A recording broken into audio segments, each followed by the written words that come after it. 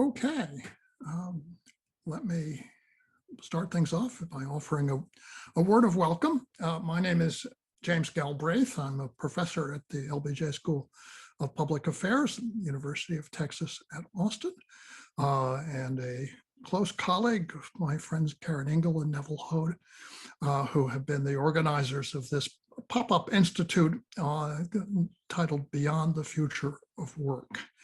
And this session today is a conversation that I am going to basically moderate with one guest, a very distinguished guest, my friend, Professor Albena Azmanova of the University of Kent at Brussels, who is a social critic, a philosopher, and the author of a couple of very important books, the Scandal of Reason, which has just been reissued in a second printing, and most recently, Capitalism on Edge, from Columbia University Press. At this point, I would hold up my copy, except that I already gave it away to my daughter, took it with her to Los Angeles, but in any event, there is the Kindle version, a very compelling cover art, but an even more compelling text. This is a Zoom meeting, and so participants who are here in the room will be visible. And I guess my feeling, and Albena may, I hope, agree that you can leave your cameras on, but take your microphones off for the time being. And when we come around to a question and answer session, I'm simply going to ask you to put up your hands, and I'll recognize as many as possible and let you get in and join in on the conversation.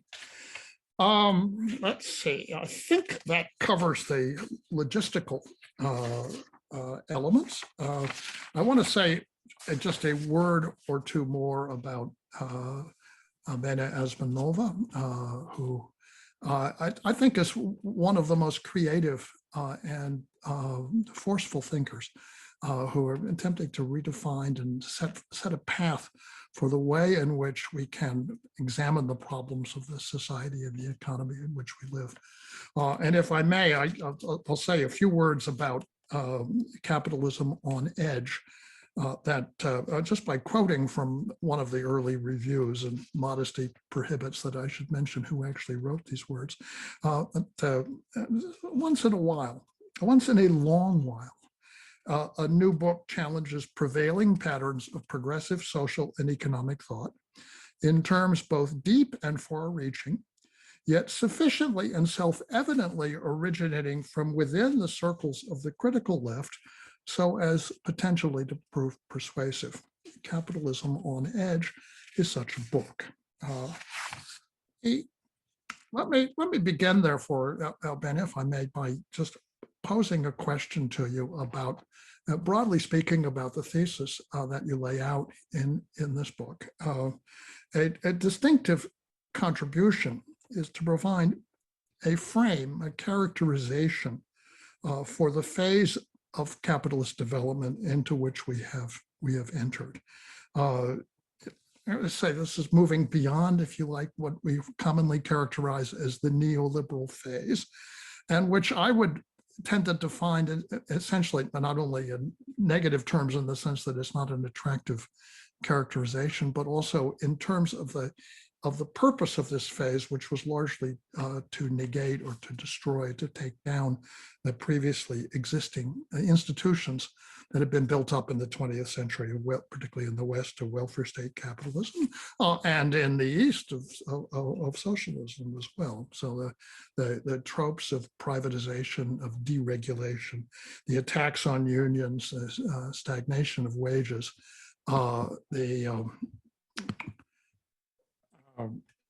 globalization with offshoring and the setting of workers in the globally traded environment against each other. All of these things were part of what happened in the neoliberal era.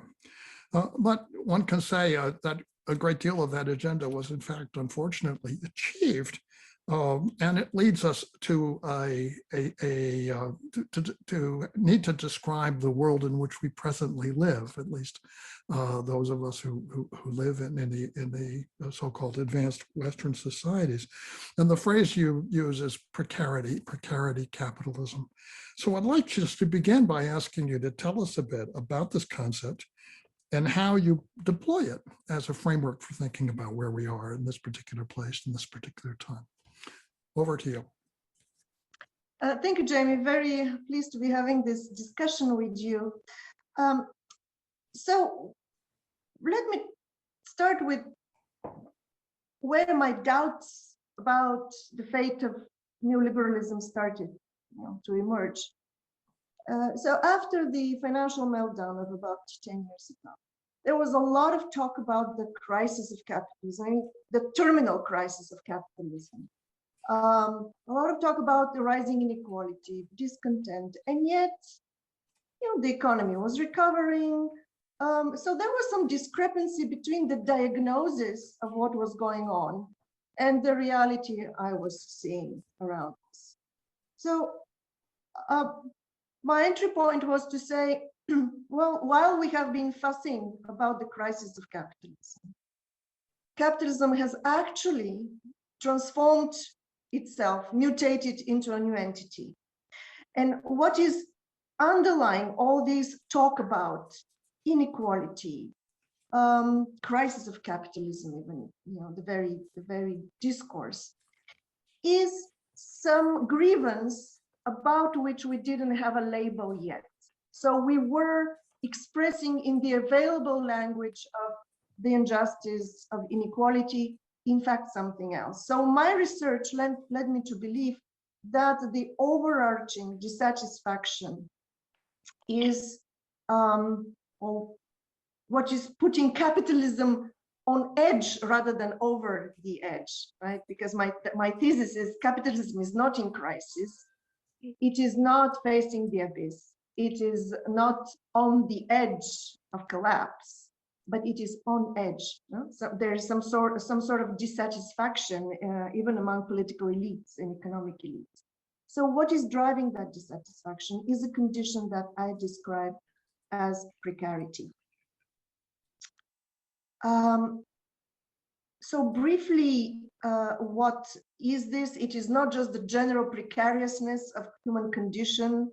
It is not the general insecurity that capitalism naturally, all modern societies have this, insecurity in them. Of course, only traditional societies are very secure, but it is a politically generated condition of economic and social uncertainty, insecurity, lack of safety, that we have the expectation of certain safety, and yet the structure of the political economy, the behavior of political authority, the nature of the job market, there are a lot of factors that together generate this condition of what I call generalized or massive precarity. And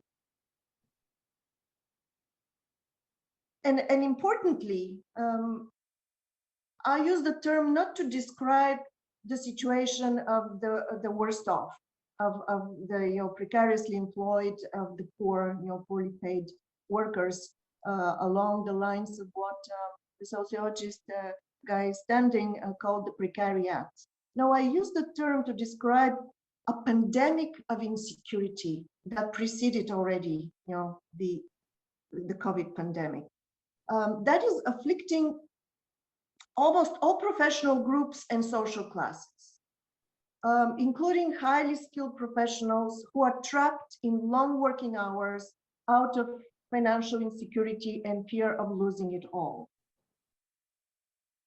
So I track precarity on two levels. On individual level, precarity is creating acute anxiety, which is expressed in far-right xenophobia, in increased burnout and mental health disorders. But on a collective level, precarity is the reason why our scientifically savvy, politically sophisticated societies are proving so spectacularly incapable of managing crises such as the coronavirus pandemic. And my message, the message in the book is in fact the following. As precarity has thus put capitalism on edge, we are having this opportunity, an opportunity has emerged for a radical transformation, for a swift change of policy course. A US survey before the pandemic revealed that the majority of millennials reject both capitalism and socialism. The younger people are ready for a fresh alternative, even if the older generation finds it impossible to think beyond the capitalism-socialism dichotomy. So what I do in the book is to explore a path of a post-capitalist future without leaning on socialism as a blueprint. This is more or less in a nutshell my argument.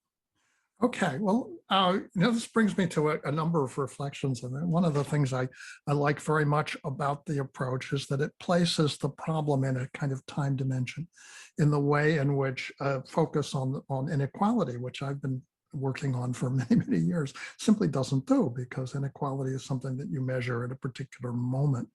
Whereas precarity is something that is rooted in a particular moment, but stretches out over one's conception of the future.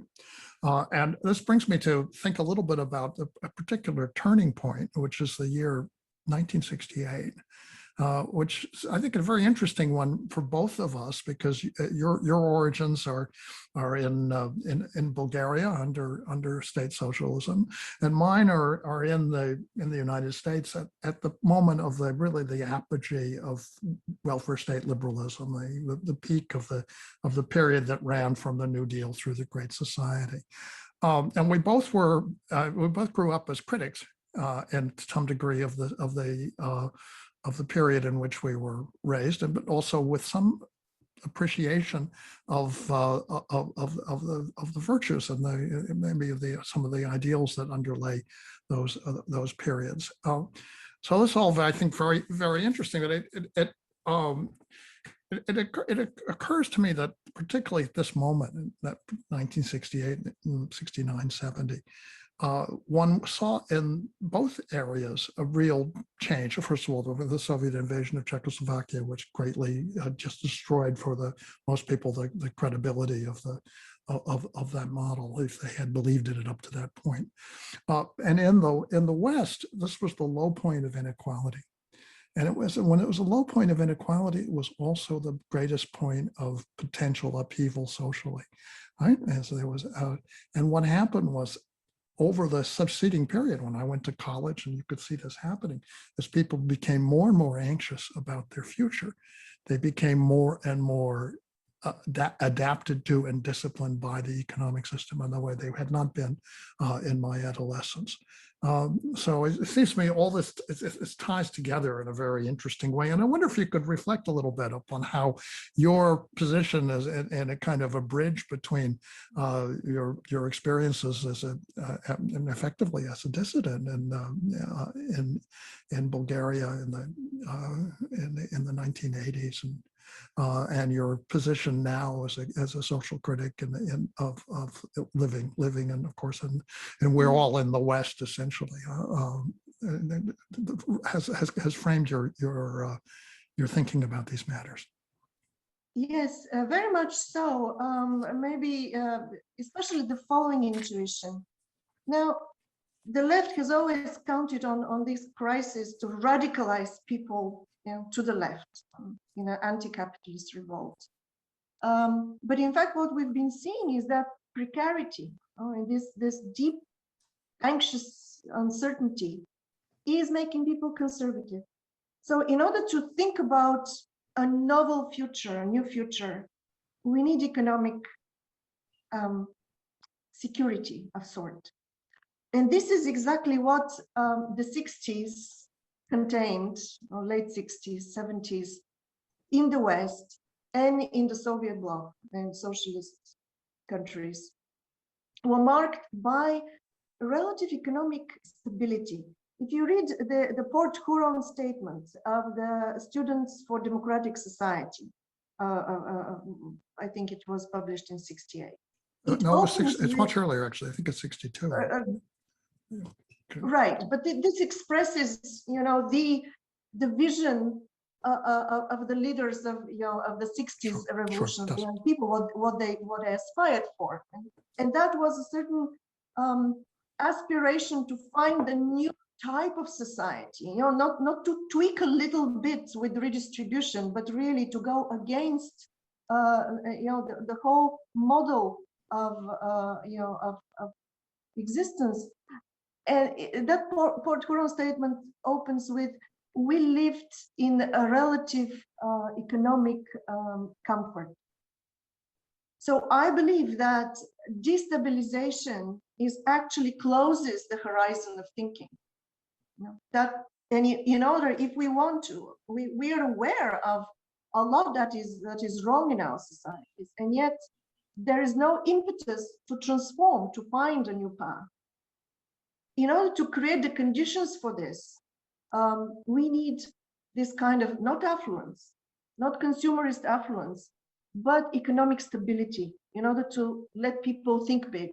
And this is what we actually had in the '80s when I was a student in Sofia University and joined the dissident movement. We lived, I could say the same, we lived in relative economic comfort, and we aspired to a project, to a form of society that would not be capitalist and would not be socialist, or for some novel form. So these were very ambitious contexts, but I think the conditions of possibility for this kind of big thinking,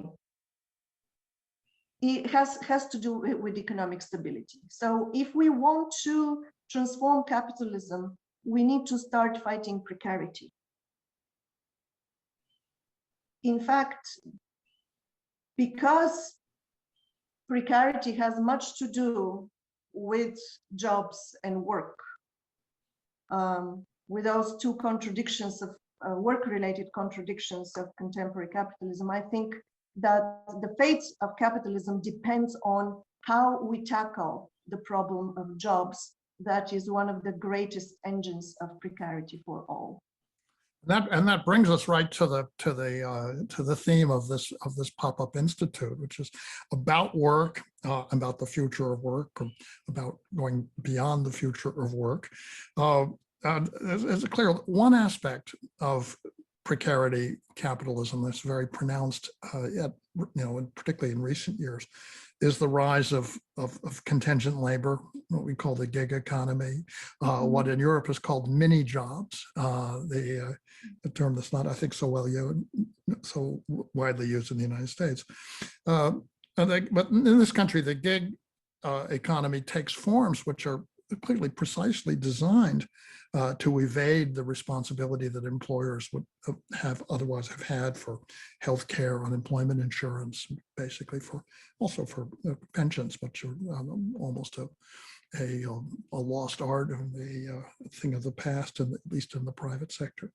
So let me just move along and just ask you how you see the challenge of dealing specifically with those issues. If you want to build a post-capitalist society that specifically addresses this sort of psychological, difficult to measure, easy to define, easy to understand, difficult to measure social psychological state. Right. Yeah. Go ahead. It is so much easier to measure inequality, right? I think that's no, it's not easy, but at least it's much easier than pinning down a number on precarity, on insecurity. Yeah. That's why it's easier to report, at least. And so before we address the solutions, I think we need a proper diagnosis of the problem. And this I have offered in the form of two work-related contradictions of contemporary capitalism, which I call the surplus employability and the acute job dependency. So let me briefly explain that before we start addressing the solutions. So on the one hand, the IT revolution has automated a large part of the production process and has increased productivity. That means that in principle, our societies can produce the necessities of life with very little input of labor. That's very liberating. We can all work less. John Maynard Keynes had predicted this development already in the 1930s when he described, the future as the 21st century as the age of leisure and of abundance. However, even if in theory we can work less, we're all in fact working more, aren't we? Surveys are detecting a global trend in longer hours spent in paid employment in all advanced economies. So there is this decommodifying potential of the new economy. And then there are very strong commodification pressures. This is partly to austerity policy, cuts to social spending, and cuts to wealth redistribution. So this has increased a person's need to rely on employment, on a paid job as a source of livelihood. So we need, today we can work from everywhere and at any time, and we do so. So increased competition within deregulated and open markets has increased pressures on labor from expanding working hours and working lives to the constant need for training in order to remain employable. We are very worried about remaining employable.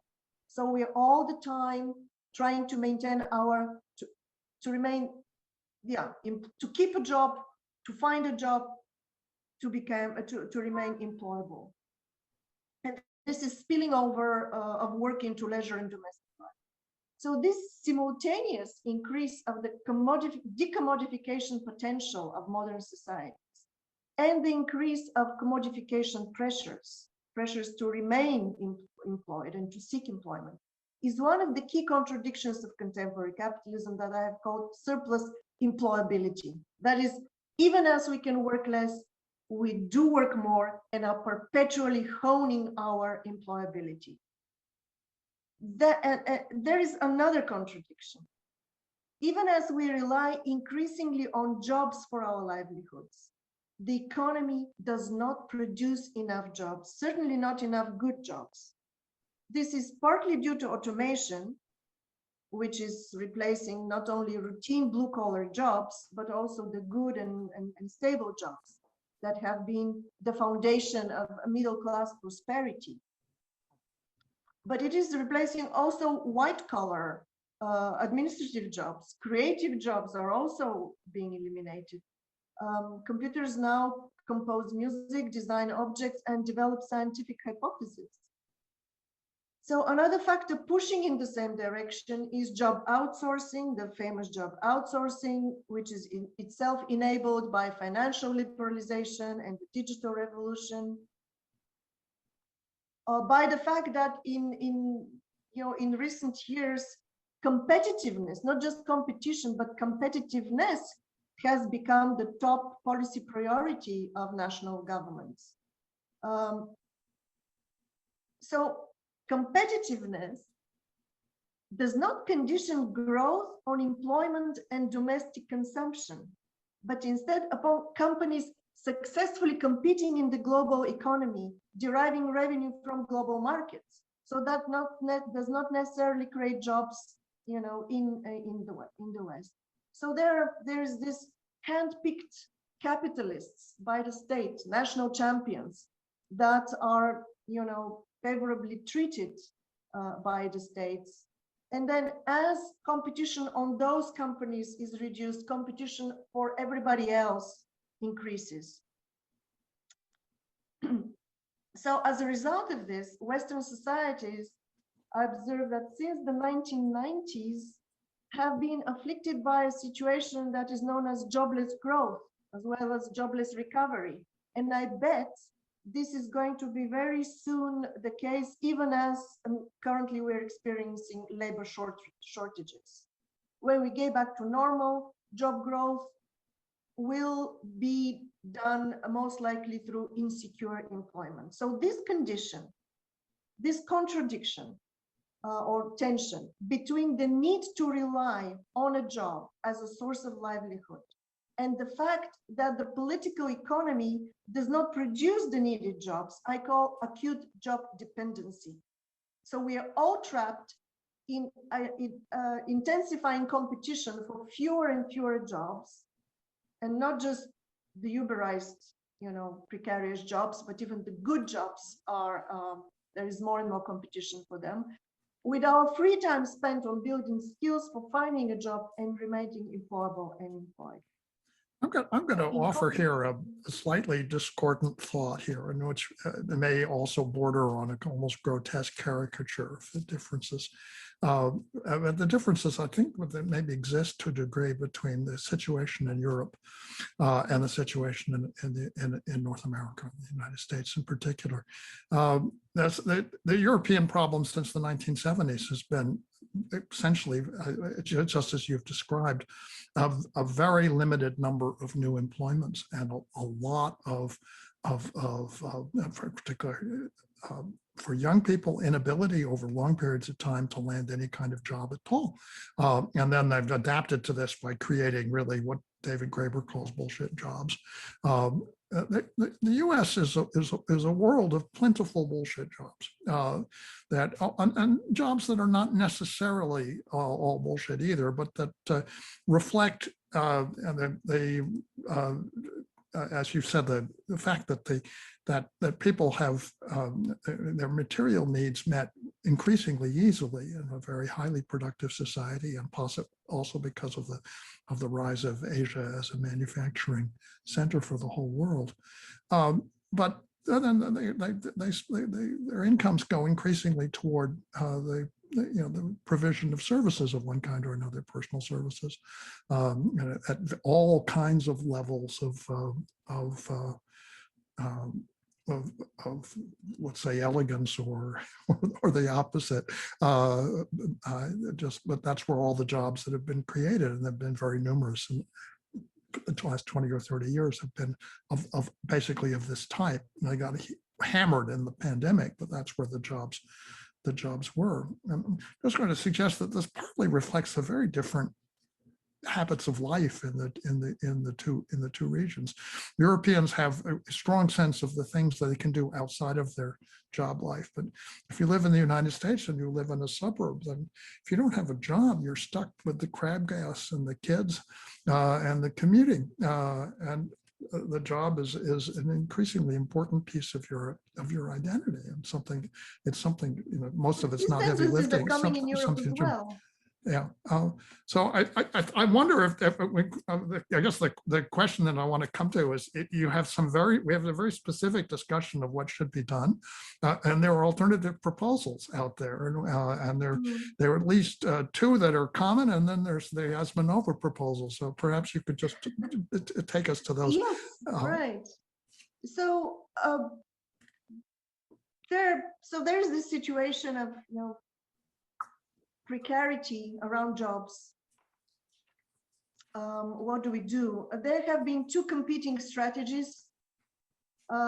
Universal basic income, so make people, dislodge them from the need to depend on a job. Universal basic income, and then there's this alternative of centralized job creation.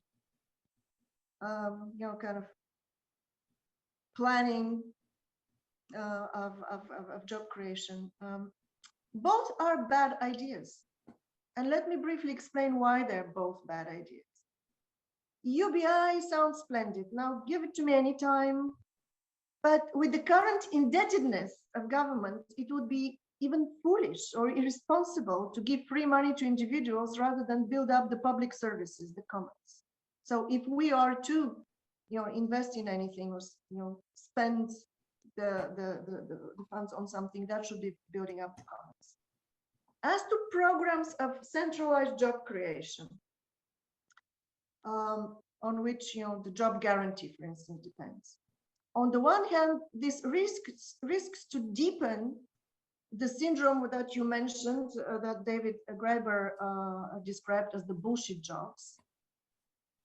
He wrote in 2018 that half of societal work is pointless and becomes psychologically destructive when paired with work ethic that associates work with self-worth.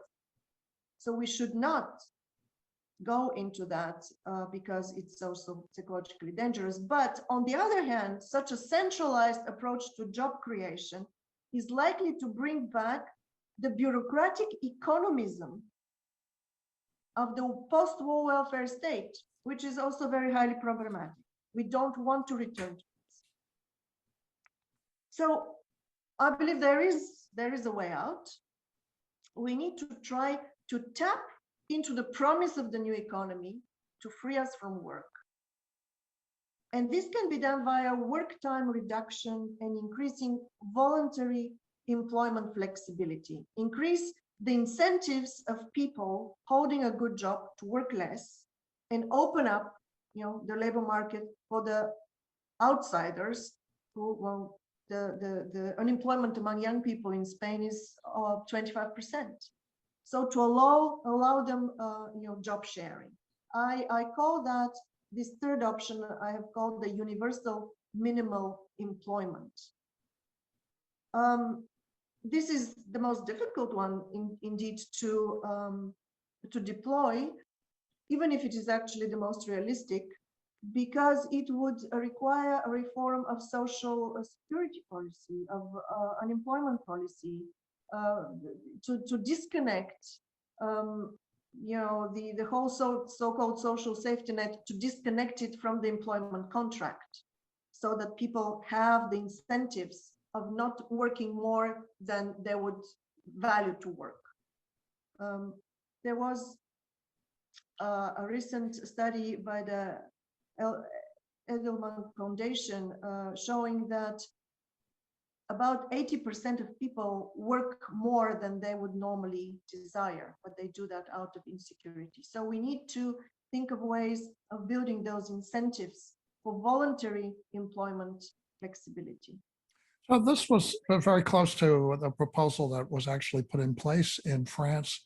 I don't know what it was, 15 or 20 years ago, to reduce the work week to 35 hours. 35 hours. And I wonder what your sense is of how well that worked out and how well it has been accepted in the subsequent years and what's happened to it since. Yes, well, they gradually, it eroded. did away with that. Yeah. It eroded, and as far as I remember, actually, it had been opposed a lot by the workers, by blue-collar workers, because they felt that they needed more revenue in order to make ends meet. So of course, one needs to make sure that the income through these shared jobs is enough to provide for the essentials of life, because you cannot limit the working hours if you don't do anything else. You need to square the circles, but I'm sure that economists know how to do that. I'll state for the record that I'm a partisan of Pavlina Cherneva's program for the job guarantee. But I just don't want to get into the debate on that right now. I think it'd be a very good moment actually to invite those who are in the room. There are over 30 participants who are here on Zoom who are just to put up your hands and engage in the conversation however you think best. And I believe it's possible also for those who are watching on YouTube to interject a question that would go to a unseen moderator in ways that I am not under technology, the details of which I am not privy to, but I think it works. In any event, those who are here can certainly join in at this point. Would you please do? Do we have anybody who would like to like to speak up, I can see on the guest list already quite a few people I know well and have known in past times. Perhaps a few words. I will not go so far as to actually start calling on people in Socratic fashion, even though the origins of the Pop-Up Institute are at the law school. So this would not be a completely unfamiliar procedure. Anybody want to? May I ask a question? Go ahead, Georgios Kostakos, go ahead. No, it's my name is Ricardo Bomarco. Oh, sorry, I'm sorry. Go ahead. I see Georgios up. Ricardo, go ahead. I'm calling in from Sweden. Thank you for a very nice conversation. Interesting. I'm wondering about this with inequality. I understand your point, and I agree with you about the fixation about inequality may not be the right way to go, but precarity is definitely an important issue. But does that mean that inequality is not important? Because isn't inequality an expression of the, I mean, there is a lot of value also created, and that value is not well distributed, which is, as far as I understand, a basis for the precarity. Could you comment on that, please? Right. Great question. Thank you for asking it. No, of course, inequality is problematic, but in this case, I treat it rather as a symptom. Let's think. Capitalist societies have always been unequal. Why are we suddenly, so worried about it? How come it becomes noticeable? Because normally people do not notice the inequality. Inequality is graded. It is not like you can see the 1% and then the rest are in rampant poverty. Inequality is not noticeable because it comes in degrees. People's wealth is stratified. So it is not so much noticeable in everyday life. That's why on one hand, I do not think that this is what bothers people. And I would agree with studies on philosophical arguments about poverty, the link between poverty and inequality. The poor suffer because they don't have enough, not because others have more. We can have very equal societies that are precarious and poor, right? You can imagine, for instance, socialist type of societies that we experience. Or we can have unequal societies where the essentials of life are secured and nobody is worried about poverty. So I treat the very discourse, the concern with the inequality that we actually do not see, as a symptom that something else is bothering us. And this is what I label precarity. Now, it's very important to ask another question, is when economic inequality becomes a problem. Actually, Marx treated that question. Marx was not an egalitarian. He has written in very ardent terms against wage equalization. But this is how I would answer the question. When does economic inequality become a social problem? It is when it translates into social privilege, when wealth translates into social privilege. So when economic inequality becomes social inequality, because in our society we expect at least that we are equal as social beings. But I don't. That all citizens. But isn't it a macroeconomic problem? I mean, people are worried that the inequality is the hoarding of a very, very, very few people of enormous amounts of capital, which they don't invest in things we need, which would be the theory, right? We let people get rich. So isn't that a problem. I understand your social aspect, but I'm just a macroeconomic aspect, and then I'll shut up. There's certainly an identity essentially between the capitalist social organization and the concentration of capital in the hands of a small group of a capitalist class. That is the nature of the beast, and the measures of inequality just reflect to a large extent the pricing of those assets. I want to make another observation though about the visibility or invisibility, which is, it seems to me that Europeans have a sense of living in much more egalitarian societies, at least within their own communities, because they do. But if you come from, as Albena does, from Bulgaria or from Romania or from Portugal, you're well aware that it's not an egalitarian continent. If you come from the south of Italy, you know that it's not. Whereas Americans are, for Americans, the visible inequalities are very much close at hand. You take a subway ride across New York City and they're in your face, or you travel from one side of Austin to another, you're going to see them in a highly visible way. So there's another difference between the geographic and social layout of the two continents, which I think worth pursuing. Let me move it along and ask Georgios Kostakis to speak up. Thank you very much for this very interesting discussion and thought-provoking, and I hope we get some, not solutions, but indications on the way forward.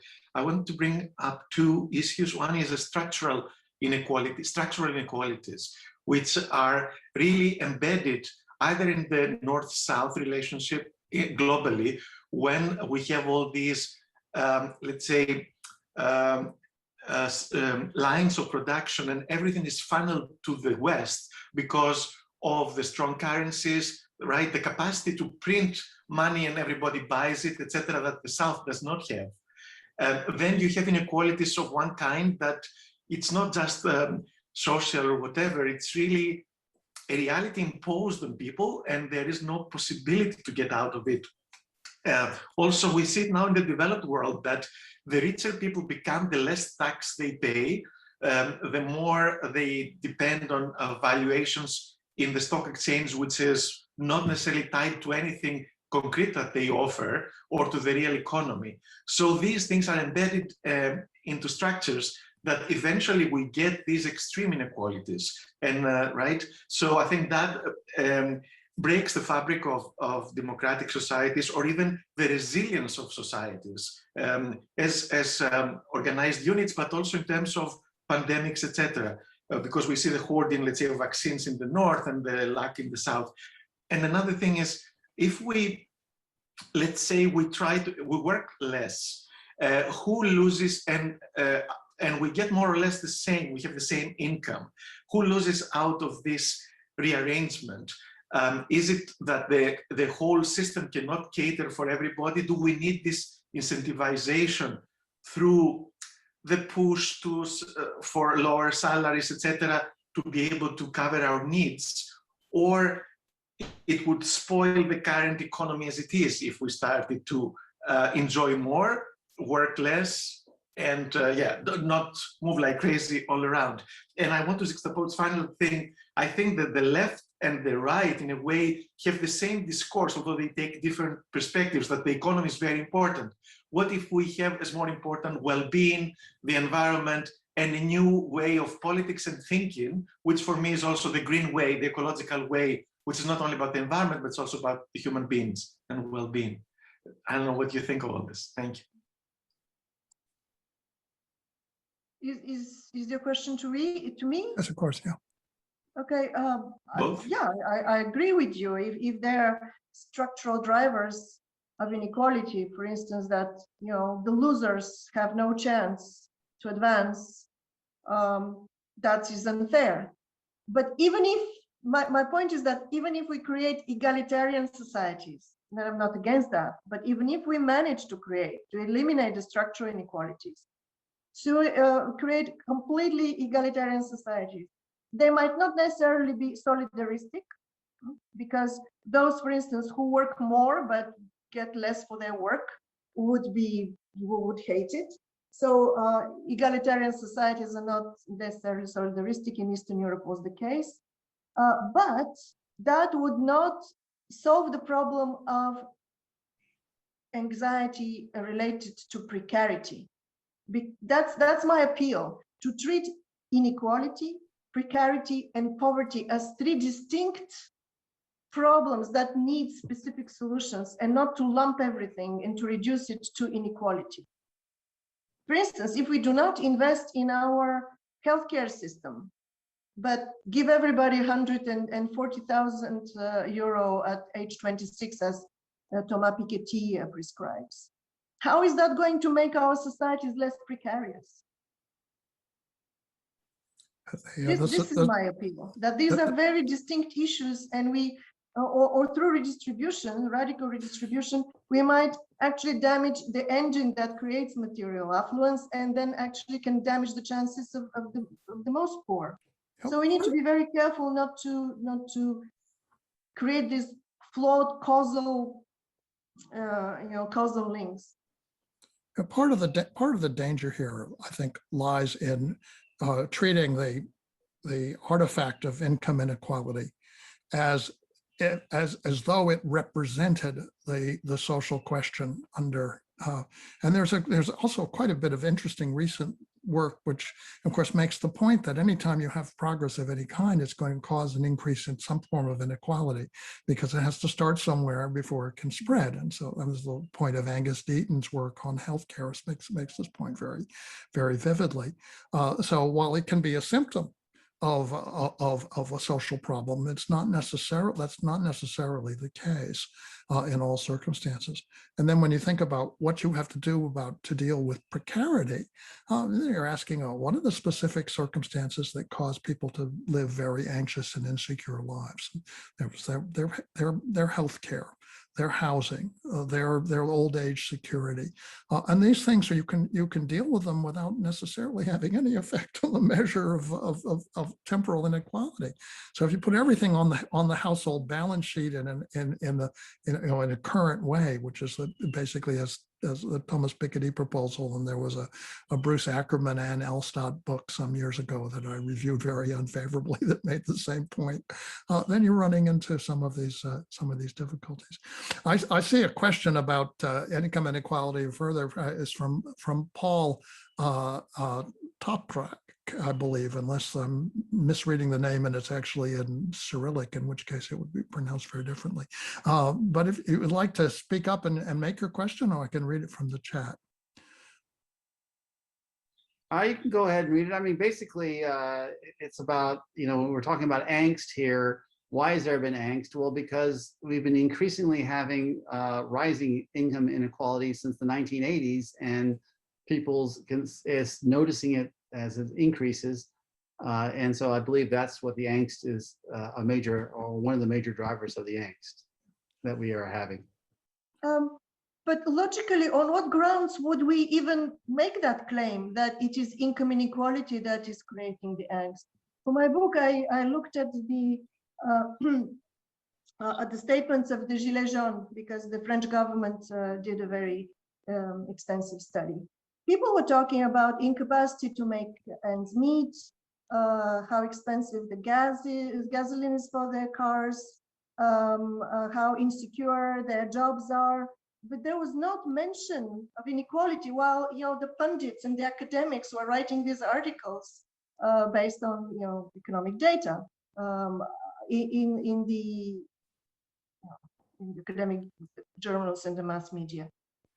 So I'm not convinced that we can just so easily make that assertion that this is what drives the angst. Greg Miller, you have a very well phrased question in the chat, and again, I can read it, but I invite you to let your voice be heard.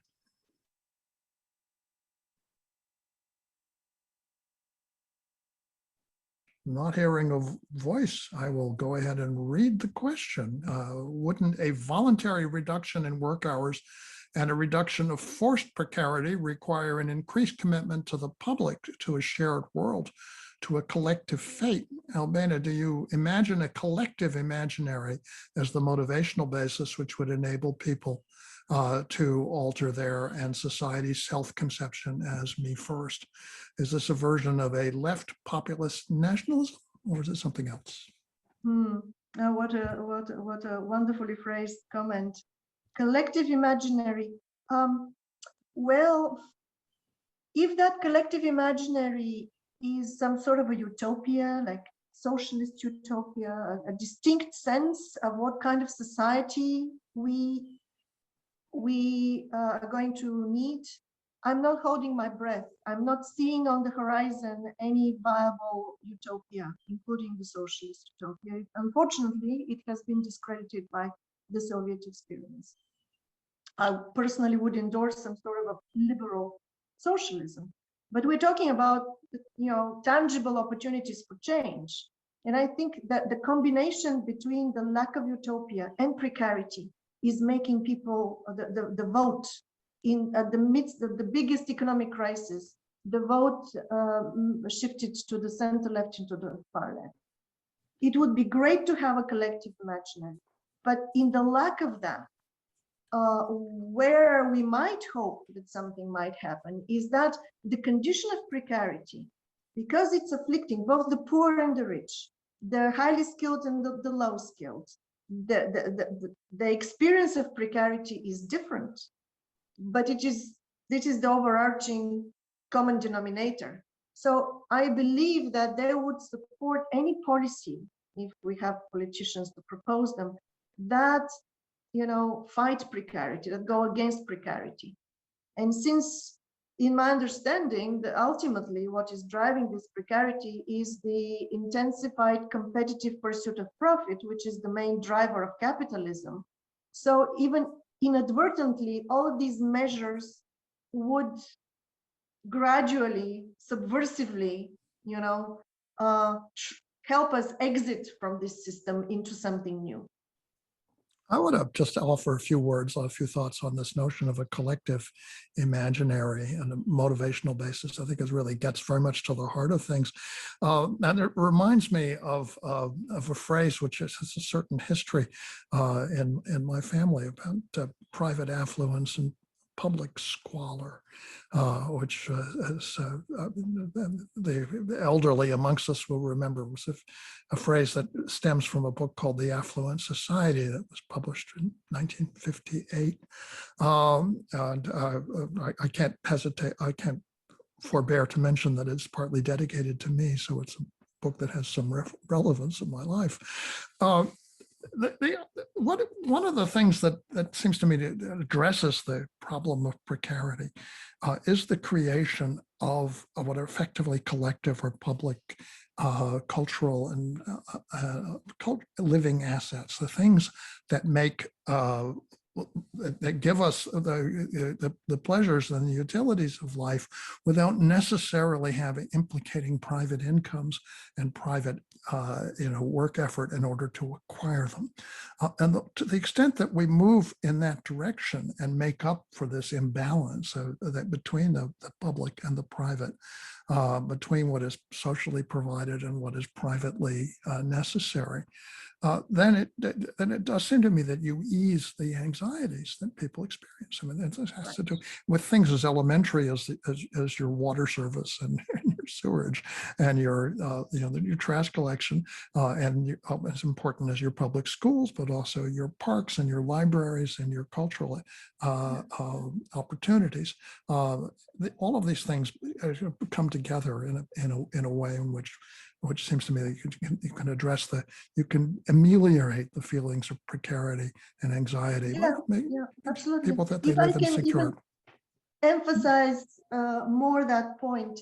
Now, the fact that we are so worried about inequality and we hope that we will solve the problem with the transfer, with redistribution, keeps us in this focus on the individual circumstances. But we are so much dependent and fixated on individual circumstances exactly because the public is missing, because we cannot rely on the public. So we try to have more money for healthcare, for education, for whatever.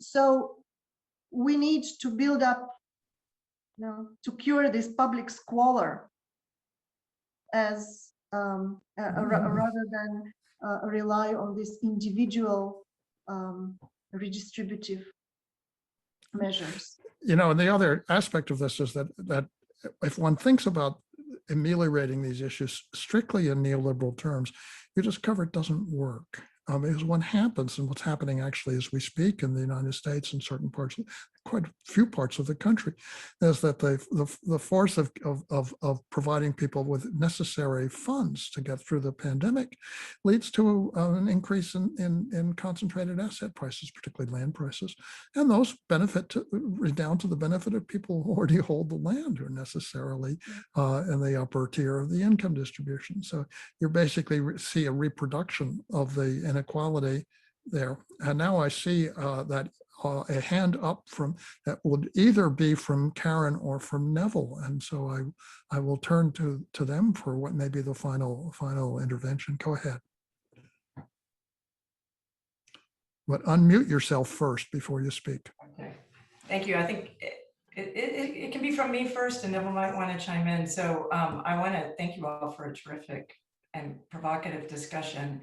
And there was a part that was the book cover really promises that I feel like we haven't gotten to. So I know there's not a lot of time left, but I wonder if you could say something a bit more about the broad alliance of strange bedfellows you imagine. Because you've told us how people we wouldn't imagine to be in the same bed are experiencing hardship, but pretty different hardship. So I'd love to hear more about what that looks like.